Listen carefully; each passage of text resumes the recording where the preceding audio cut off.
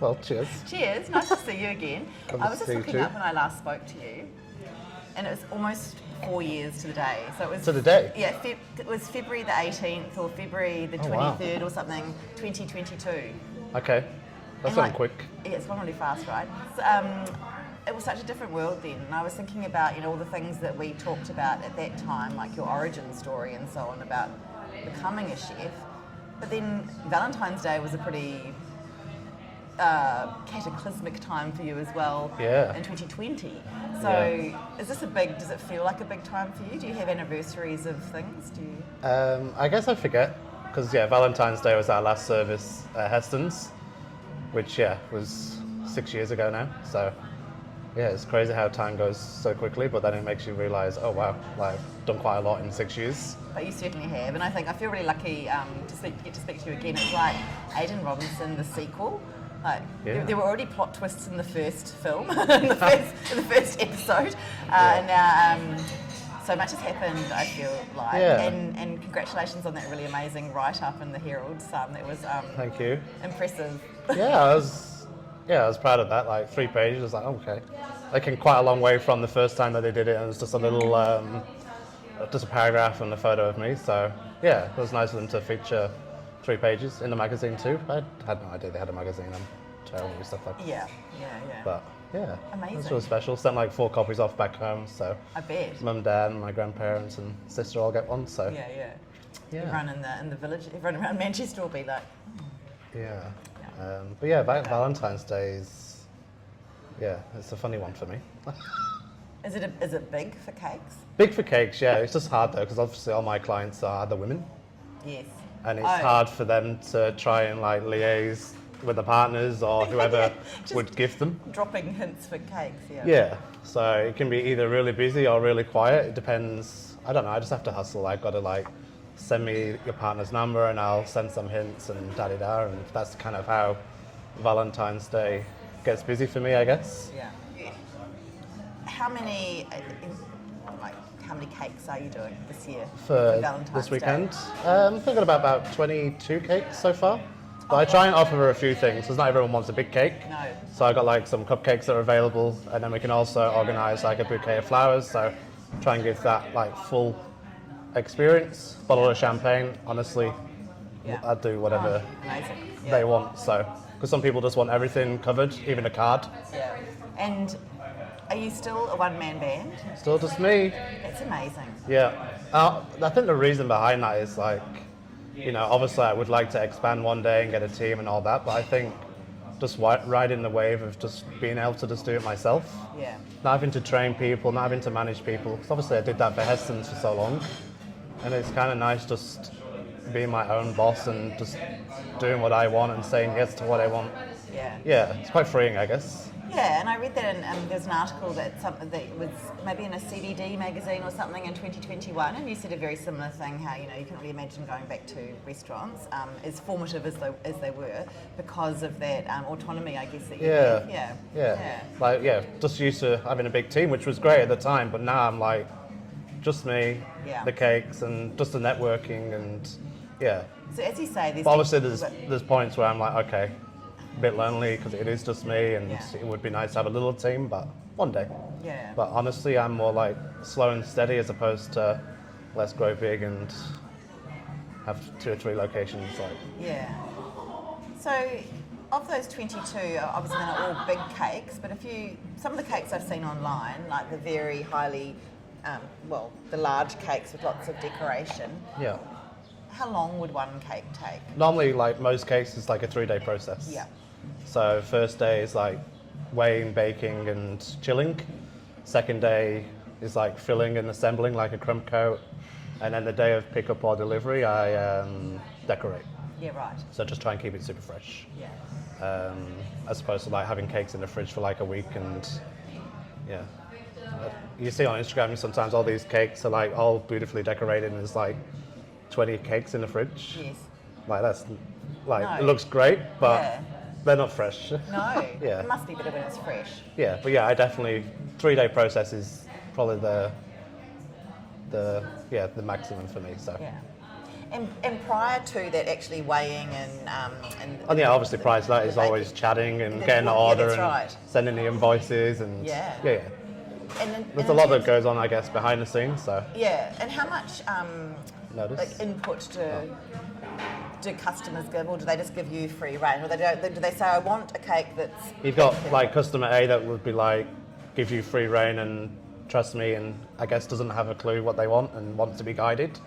Or you have someone that, you know, sends like inspiration photos and flavor requests and maybe like memories of childhood, like, oh, we used to do this as kids, I would like you to, you know, replicate this. So honestly, it just depends on the customer, but normally when they reach out, they get like a cake form, so they get to customize their cake.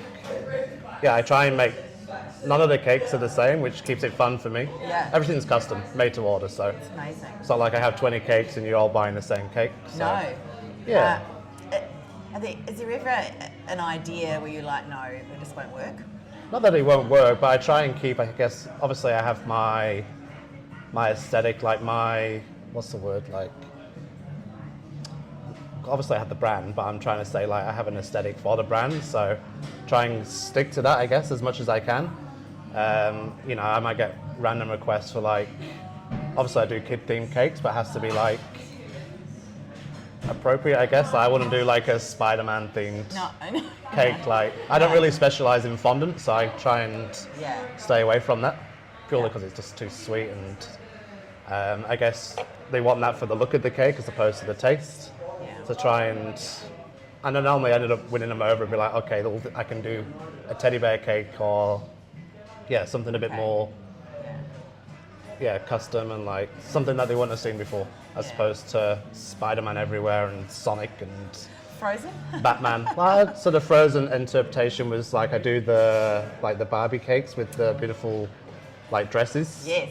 But that's all like hand piped as opposed to fondant or something. Yeah. So yeah, they're popular for little birthdays. That's right. So I do the Frozen, so Elsa, Barbie, and Cinderella. So they're fun. Yeah, and that sort of reminds me, did Lady Gaga's cake, did she have a doll in hers? Was that? It was Gaga. It was Gaga, yeah. Yeah, so I guess I specialise in, well, I say I specialise, they're like my favourite ones to make. I like the letters and numbers. Okay.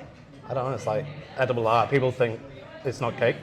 No. It's like, no, you can actually eat all that. Yeah. Yeah, I suppose maybe a few decorations like bows that are not edible, but... Amazing. So Gaga had all black. So do they come to you? Like, tell me about Normally tour managers. Okay. And I think once one's had one, Yes. they've heard about it. Because, well, Chappell Roan's here this weekend doing a cake for her, which I still don't know what I'm doing for her, so open to ideas. Well, her dress at the Grammys, I know. I don't know if that's inspirational or not. A nipple cake. Amazing, yes. It's her birthday when she's in Perth, and they're already asking if I know anyone in Perth. I was like, well, I don't, but obviously doing the cake here, but yeah. But just through their team, through Instagram. But you've, as you were saying earlier, you've got to hustle. So you have to tell your story on Instagram. You have to, and obviously you're out and about talking to other people, and word of mouth's amazing. And your product's so good. It's always just been word of mouth. Yeah, that's right. Yeah. And who was the other person I saw that I was going to remember the name and now I've forgotten? It all started, so I did a cake for Danny Minogue's 50th. I think that was in 2022. And that was through Flowers Vazette, who I've been using since I moved here. So that was the contact through that. And then obviously she loved it. She posted the cake and followed me and still in touch and still messages me. Really hoping to do a cake for obviously Kylie one day. Oh, I know, me too. There is talks of her moving back to Melbourne, so we'll see. You heard it here. But then I think then Troy Sivan had a birthday cake, and then he's like close friends with Charlie XCX. That's how I got the cake with her. And then, I think if I know someone's coming that's like, of significance, I'm like, okay, it'd be cool to do a cake for them. Then I'll go on like, okay, who's their photographer, who's their makeup artist, who's their manager. and honestly just send them a DM. Yeah, amazing. And yeah, sometimes you get lucky, sometimes you don't. Do they Sometimes they know that I've already done one, so they're like, oh my God, absolutely. Yeah. But it's always very last minute. Yeah. Like I'll reach out and I'll normally hear back a few days before. Okay. Like, okay, we've got it approved. Can you do this? Can you deliver it here? It's like, yes. Just tell me dietaries. Yeah. Yeah. Do you get nervous doing those kind of jobs? Not really. No. I just treat it as It's a regular client. yeah. Yeah. It's just more fun for me. Yeah. Okay. Like, it gives me a bit more excitement as opposed to doing, obviously all the cakes that I do love, but this is like, oh, you're doing a cake for such and such a person. But yeah, it's more just to give a bit of fun to my week. Like this week, Friday, will be the Chappell Roan one, so yeah, I'm like, oh, yeah. Yeah. I think it's fun just creating something that has no brief. Yes. I've got to kind of like tailor it to the artist. Wow. How about you? I obviously need more champagne corks in my life. Yeah, it You're just right. keeps it fun and exciting, so yeah. Yeah. And do you get feedback from them? Yeah, so normally, whoever I've arranged to do the cake with, I will get a text back or a photo, and sometimes you do, sometimes you don't, but most of the time they'll be like, oh my God, like, we all loved it, da-di-da, so yeah. I always follow up, I'm like, I hope everyone loved the cake. Yeah. I would love to see any photos. Sometimes Yeah. you get some photos, sometimes you don't. Yeah. I'd try not like overstep, I guess. But luckily I normally get tickets, which is always nice. Yeah. Yeah, That's fantastic. yeah. So Not always invited back to the backstage. again, I would never like to presume and ask this stuff, because I think if you did, it kind of takes away from that experience that I'm trying to give. Yeah. As opposed to like expecting, okay, we're gonna meet her, can we take photos? I'd rather that just happen organically, I guess. But still waiting for that.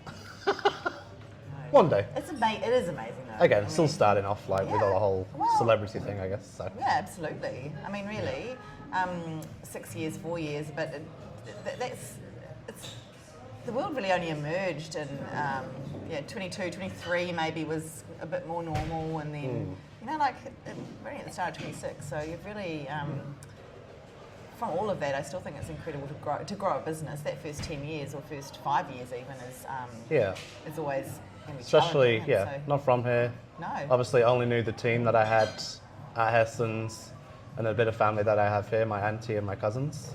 But my network was in London. Yeah.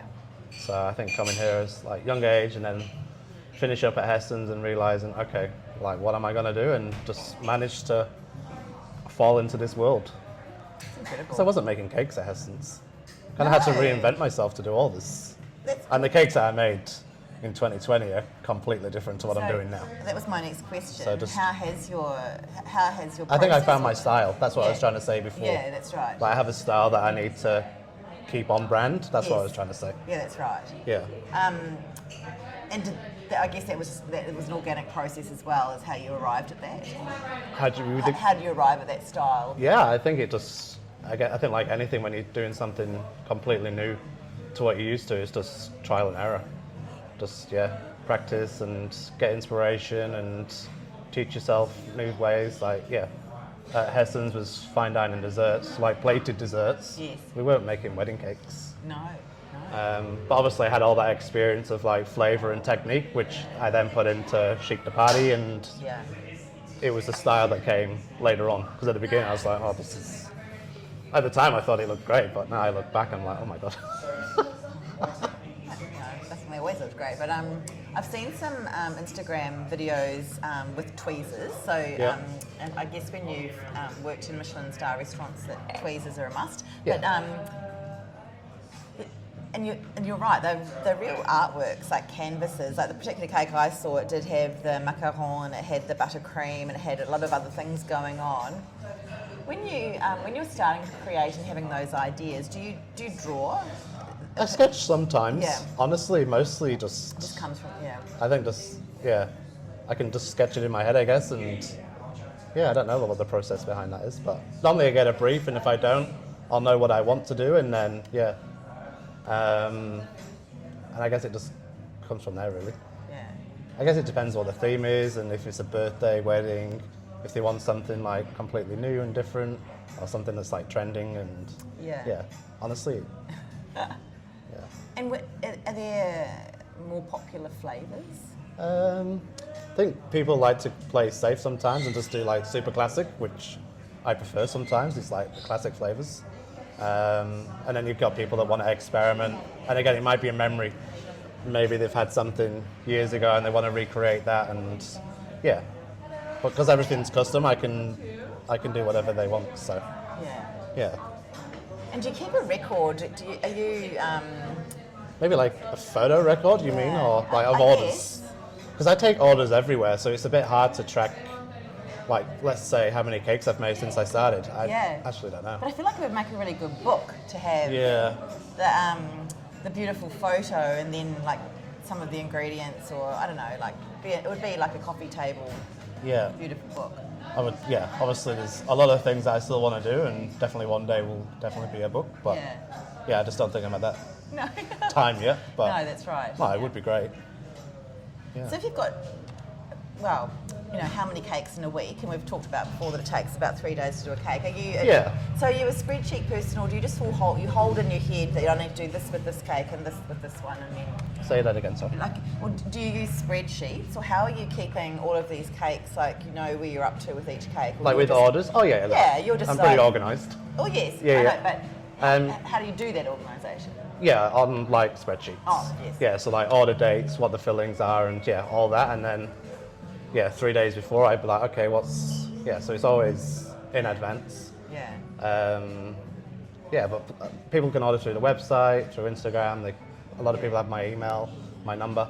Yeah. So people just text me what they want sometimes. So Yeah. it's a lot of different places to navigate, but I kind of like to give people the option. It's supposed to be like, oh, you can't order here. It's like sometimes you miss out. Yeah. So try and give them free reign of where they can contact me, which I guess not many places do. Again, it's just me, so That's right. I think that's why So incredible, yeah.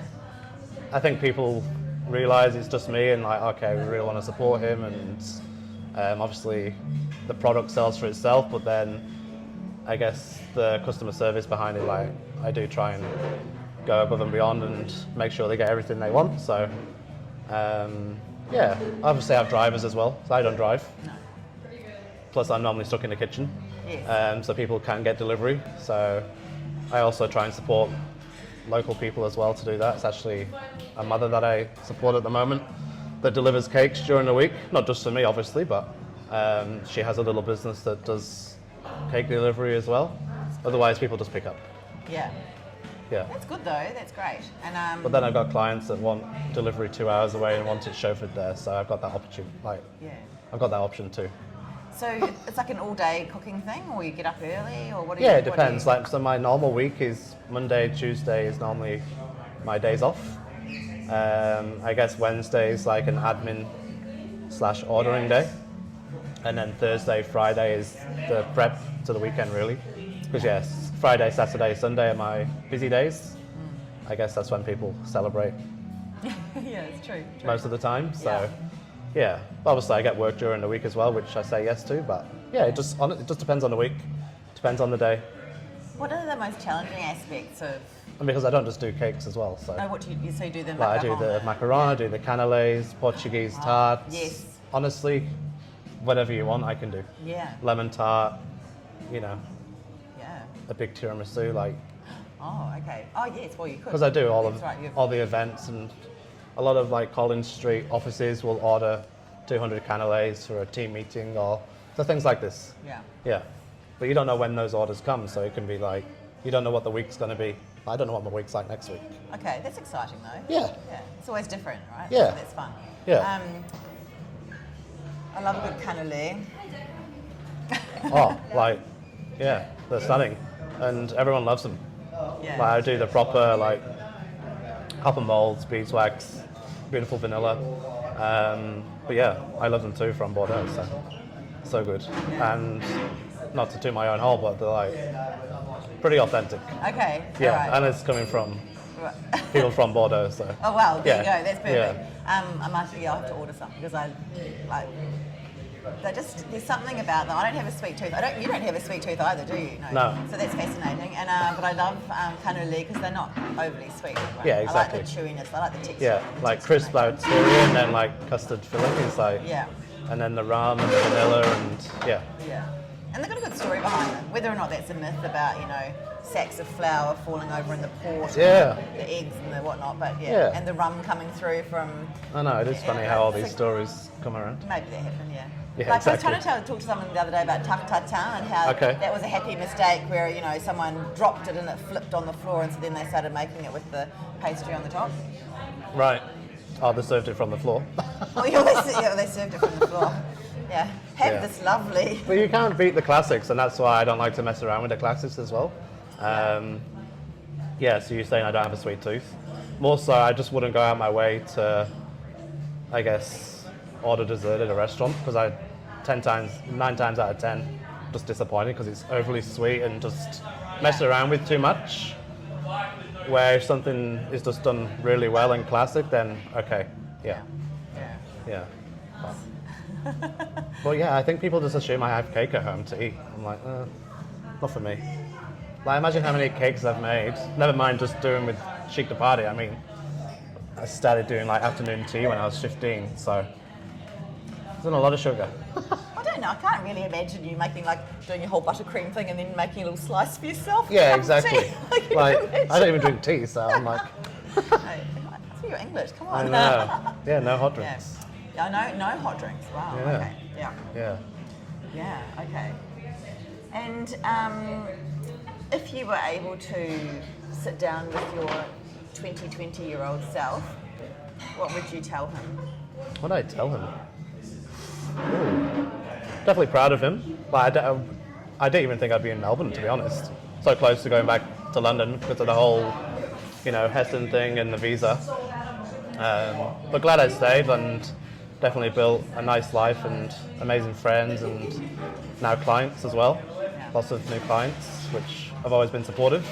I think I'm just proud of not giving up because it was quite easy to just go back, I guess, and continue where I'd left off a few years prior to moving here. Yeah. But yeah, to stay here and build something from a WhatsApp group. Yeah, I know. Well, honestly, I still think about that. It was just all so organic and natural. I'm like, oh, okay. Because I couldn't work. Couldn't work because of the visa. No. And then finally got onto a bridging visa and yeah, then all this just started taking off, so. Congratulations. Thank you. On coming so far and how exciting and plans for the future? Yeah, obviously have future plans, but honestly just keep doing what I'm doing and, keep building the clients and making sure they're returning as well, which is important. Keeping everybody happy and, creating new cakes and keeping people entertained. I do need to get onto the whole video in the process and things like this, so I just need to keep up with, I guess, the social media world now because that is how I started the business, through Instagram. I don't think I would be where I am now without having that, so definitely thankful for that. But yeah, the long-term goal, the dream is to be based between Melbourne and London. Okay. But that's 10 years away. But eventually I will get a boutique here.